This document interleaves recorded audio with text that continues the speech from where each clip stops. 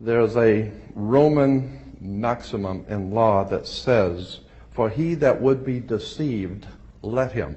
Simply meaning, if you are so ignorant as to be deceived, then that's your business. That's your problem. So you need to do your homework and find out what the words mean, especially in relation to law and government. Because there is a world of occultism that is operating today in which you use certain words, and when those words are used in a court, they don't mean the same thing at all. Understanding law and the words of law, there are two things that this planet has: water and earth, water and land. Consequently, there are two kinds of law: the law of the land and the law of water. You need to understand the difference. The law of the land is the law of the culture that lives on the land.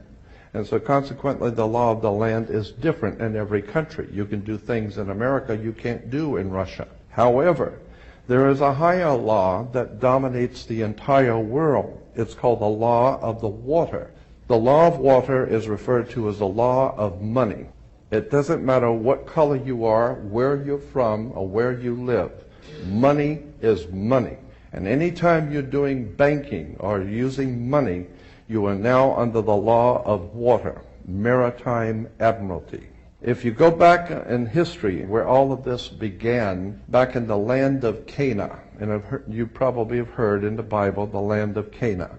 The Canaanites were Phoenician bloodline, and in the ancient Phoenician language, Cana meant merchant, banker. The very word merchant comes from mer, M-E-R, for the sea, for water.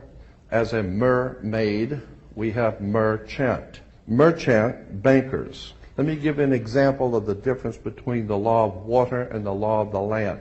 The Statue of Liberty must be put in water. It could not be put on American land as such. It had to be put in a harbor because it's not the Statue of Freedom. It's a Statue of Liberty.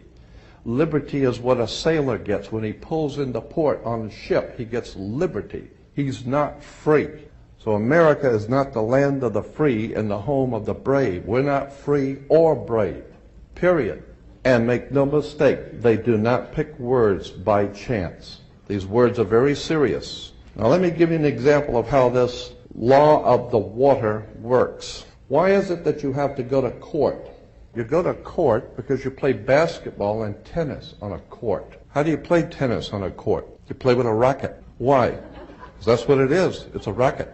When you go into a court, what's the idea of going to court? It's a game, like basketball. The whole idea in a court, one team gets up and they throw the ball over to that team of lawyers. That team gets up and throws the ball back into their court. And the judge is wearing a black robe, so he is the referee. He doesn't care which side wins or loses because he's going to get paid anyway. So he couldn't care less. The judge is a referee between two teams. The judge rules from the bench. The word bench in Latin is a bank. Therefore, the judge rules for the bank. Where do you find banks? You find banks on both sides of a river. They're called river banks. And what does a river bank do? It directs the flow of the current sea. Consequently, your money is currency because it's the flow, the cash flow. I'll give you an example of how this works. When a ship pulls into a harbor, all ships are referred to as female. Why? There's a very good reason. Maritime Admiralty banking law says all ships are female because they're carrying items for money, and so consequently they are under Maritime Admiralty law. Admiralty is where we get the word admiral, admiral of the Navy. Let me give you an example of how this works. When a ship pulls into harbor, it parks at the dock. The captain has to provide for the port authorities a certificate of manifest, because yesterday the ship was not here. But this morning the ship pulled in, so it has manifested. So consequently all the products have manifested. So each one of those items coming off of that ship has come off of water. And consequently on a ship, all ships have a captain. The word captain comes from a Latin word capital, money. So the captain represents the money that's on board the ship. And as I said, the captain has to present to the port authorities a certificate of manifest for each and every item. How much does it weigh? What color is it? How many doors does it have? Etc.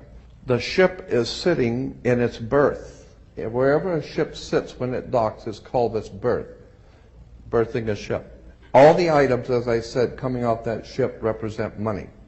They came in on water. They are maritime admiralty products.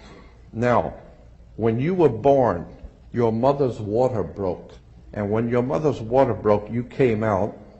And this is why you have to have a birth certificate, because you are a maritime admiralty product under international law. Your mother delivered you. This is why if you go to Sears and buy a refrigerator, they will ship it to you. They will deliver it. And that's why you were in your delivery room. Your mother was delivering a product. Maritime admiralty. You came down your mother's birth canal.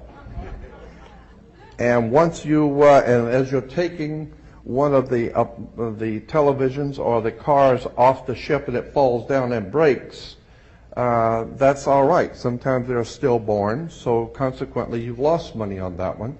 Therefore you have to have a death certificate, and it's always signed by the dock. The dock has to sign your birth certificate and your death certificate. All of these words and terms are maritime admiralty banking words.